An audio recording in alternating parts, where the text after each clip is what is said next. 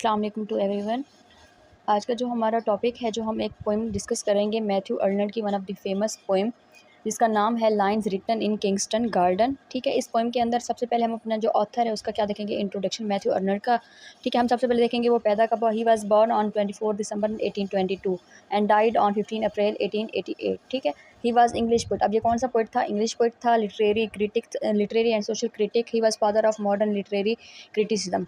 He wrote extensively on social cultural issues, religion and education. ज़्यादातर उसका work किस चीज़ के ऊपर था? सोशल के ऊपर, कल्चरल इशूज़ के ऊपर, रिलीजन एंड एजुकेशन के ऊपर। ये एज अ क्रिटिक जो है क्या है, बहुत ज़्यादा फेमस है। मतलब इसका क्रिटिसिज्म जो है वो क्या है, बहुत ज़्यादा फेमस होता था। ठीक है, इसको सेज राइटर भी मतलब कहा जाता था। ठीक है, इसकी फेमस जो पोइम्स हैं वो सबसे पहले जो ज़्यादा फेमस पोइम है वो है डबर ब्रीच। ठीक है, अब हम अपने पोइम की समरी देखेंगे। समरी देखने से पहले मैं आपको थोड़ा सा पोइम का इंट्रोडक्शन बताना चाहूँगी। आज की जो हमारी पोएम है वो उसका नाम क्या है, बेसिकली किंग्सटन गार्डन। ठीक है, ये पोएम लिखी थी मैथ्यू अर्नल्ड ने। ठीक है, 1852 के अंदर उसने ये पोएम लिखी थी। अब ये जो पोएम है बेसिकली ये जो गार्डन के बारे में लिखी गया है, किंग्सटन गार्डन। ये जो गार्डन है ना, लार्ज पब्लिक पार्क है। ठीक है, कहाँ पे मौजूद है? लंदन में, इंग्लैंड के अंदर। इसको रॉयल पार्क ऑफ लंदन भी कहा जाता है। ठीक है ना, ये जो गार्डन है बहुत ज़्यादा क्या है, खूबसूरत है। इसका जो इन्वायरमेंट है वो भी बहुत ज़्यादा क्या है, पीसफुल इन्वायरमेंट है और बहुत ही खूबसूरत है। मतलब जब इंसान मतलब ईज़ी हो, मतलब उसके पास लेयर टाइम हो, तो वहाँ पे आके वो टाइम स्पेंड कर सकता है। ठीक है, इसके अलावा मतलब अगर कोई पर्सन डिप्रेस्ड है अपनी लाइफ से, तो इस गार्डन में आकर वो मतलब एंजॉय कर सकता है। ठीक है, इस तरीके से इसका बैकग्राउंड था। इस पोएम की समरी अगर हम देखें तो ये पोएम बेसिकली लिखी किसने थी? मैथ्यू अर्नल्ड ने लिखी थी। ठीक है, ये पोएम उसने लिखी थी। ये एक कंटेम्पलेटिव पोएम है जो क्या रिफ्लेक्ट करती है, ब्यूटी ऑफ नेचर को और transcendent nature of human life. ठीक है, अब जो हमारा ऑथर है वो स्पीकर क्या मतलब इस गार्डन के अंदर क्या चीज़ फाइंड करता है? सोलेस फाइंड करता है इसके मतलब गार्डन के खूबसूरत जो सीन है उसके अंदर। ठीक है, आगे देखें तो उसने क्या कहा, ये जो किंगस्टन गार्डन है ये क्या है, सराउंडेड बाय टाल ट्रीज एंड लश ग्रीनरी। मतलब इसके अंदर क्या है, बड़े बड़े दरख्त हैं और लश ग्रीनरी है। The poem begins with the speaker lying in the shaded glade shielded by trees allowing them to escape the hustle and bustle of urban. मतलब अर्बन लाइफ से बचने के लिए, दूर होने के लिए, मतलब अर्बन लाइफ की जो सिचुएशंस है उनसे तंग आकर इस गार्डन के अंदर हम लोग क्या पीस फाइंड कर सकते हैं। ये एक खूबसूरत गार्डन है और पीसफुल गार्डन है जिसके अंदर क्या है, बहुत ही कामफुल जो है इन्वायरमेंट है। ठीक है, फिर इसके अंदर स्पीकर जो है वो क्या ऑब्जर्व करता है, नेचुरल सराउंडिंग को, जिसके अंदर बेसिकली क्या चीज़ आ जाती है, pine trees. Pine trees basically वो होते हैं जो स्नोबर के दरख्त नहीं होते, वो होते हैं पाइन ट्रीज। जो क्या है फिर वो ना इन पाइन ट्रीज को लेकर एक कंपेरिजन और कंट्रास्ट करता है, internal presence of nature and the fleeting existence of humanity. The pine trees with dark crown. Pine tree है जो उसके जो क्राउन्स है वो डार्क हैं और उसके जो ट्रंक्स हैं वो रेड कलर के हैं। Stand enduring symbol of strength and permanence while passing of time is evident in changing this season and cycle of life and death. अब इसके अंदर पाइन ट्री के बारे में वो क्या बता रहा है कि जो पाइन ट्री है ना, फॉर एवर फुल ईयर ही मतलब क्या रहता है, ग्रीन रहता है, बिल्कुल चेंज नहीं होता। इसको पाइन ट्री का उसने कंपेरिजन किसके साथ किया है? नेचर के साथ। कि नेचर क्या है, परमानेंट है, बिल्कुल भी चेंज नहीं होती। जैसे ये पाइन ट्री है ये हमेशा फॉर एवर ग्रीन ही रहता है। फिर इसका कंपेरिजन करते हैं ह्यूमन लाइफ के साथ। लेकिन जो ह्यूमन लाइफ है वो क्या है, इम्परमानेंट है। यानी इम्परमानेंस बताया उसने ह्यूमन लाइफ के बारे में, वो क्या है, इम्परमानेंस है। किस लिए? क्योंकि ह्यूमन लाइफ जो है क्या होती है, चेंज होती है टाइम पीरियड के साथ, मतलब टाइम के गुजरने के साथ साथ। जिस तरह पहले इंसान पैदा होता है, जब वो फिर बच्चा होता है, फिर थोड़ा सा बड़ा होता है, फिर मजीद बड़ा, फिर नौजवान हो जाता है, फिर थोड़ा सा बुढ़ापे की तरफ बढ़ने लगता है, ऐसा ऐसा फिर वो क्या हो जाता है, बूढ़ा हो जाता है। अब ये क्या चीज़ शो कर रही है, वक्त गुजरने के साथ साथ क्या है, मतलब इंसान जो है वो चेंज हो रहा है। अब कोई भी इंसान नहीं कर सकता कि वो इस दुनिया के ऊपर परमानेंट रह सकता है या बिल्कुल सेम रहेगा for ever.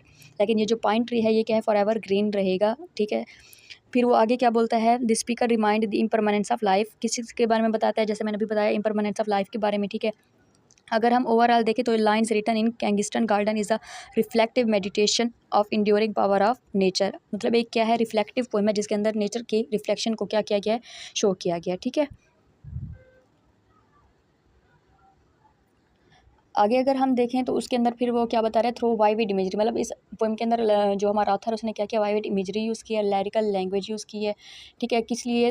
To includes reader to contemplate their place in the world and mysteries of life and death. मतलब जो रीडर्स हैं उनको एंगेज करने के लिए, उनको मिस्ट्रीज ऑफ लाइफ और डेथ के बारे में बताने के लिए। ये थी हमारी आज की पोएम की समरी। ठीक है, आगे हम अपनी पोएम के अंदर जो थीम्स हैं उनको देखेंगे। सबसे पहले जो थीम है वो है नेचर एंड ट्रांक्विलिटी।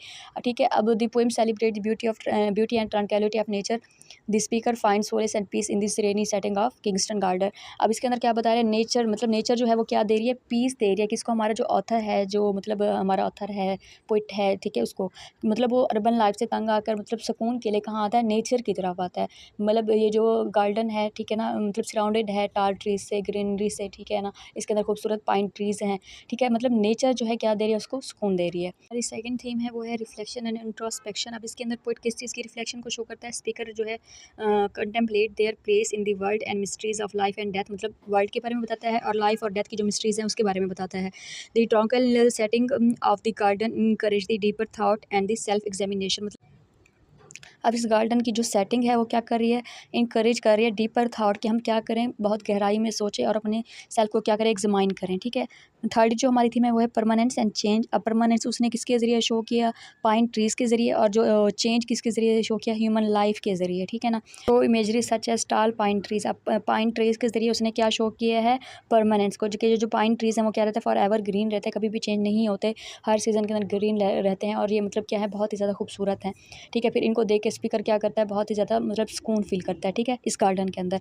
अब चेंज फिर किसके ज़रिए शो होगा, चेंज शो होगा ह्यूमन लाइफ के ज़रिए, ठीक है। अब हम देखेंगे कि आगे वो क्या बता रहा है, ऑथर बताता है the theme of permanence and change while nature remain constant. अब क्या है, नेचर जो है वो क्या है, मतलब कांस्टेंट रहती है, अनचेंजिंग है, लेकिन जो ह्यूमन लाइफ है is mark bye impermanence. Human life क्या है, इम्परमानेंस है, मतलब वो क्या होते हैं, कॉन्टीन्यूसली विद पासिंग टाइम क्या होती है, चेंज होती है, ठीक है।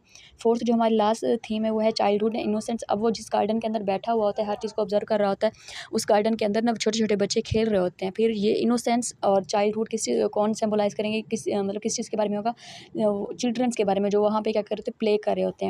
The poem celebrates the joy, simplicity and the innocence of childhood, highlighting the carefree nature of children playing in the garden। कि मतलब ये इस चाइल्डहुड एंड इनोसेंट बेसिकली किस चीज़ को शो कर रहे हैं, केयर फ्री नेचर, कि जो चिल्ड्रन होते हैं मतलब वो हर चीज़ से क्या होते हैं, मतलब फ्री होते हैं, ना उनको कोई स्ट्रेस होता है, ना ही लाइफ की कोई मुश्किलात का मतलब उन्हें सामना करना पड़ता है। वो क्या होते हैं, फ्री लेस होते हैं, मतलब उनको कोई भी टेंशन नहीं होती, टेंशन फ्री लेस होते हैं वो, ठीक है।